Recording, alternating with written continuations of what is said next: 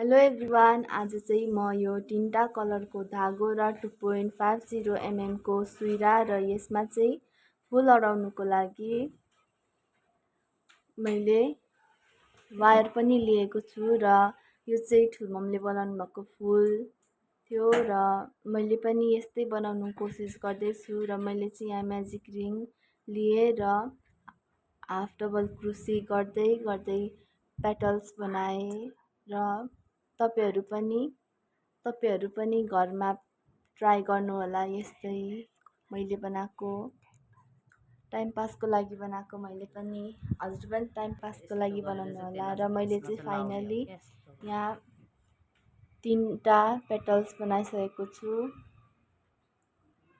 र हजुरहरूलाई कस्तो लाग्यो भनिदिनु होला।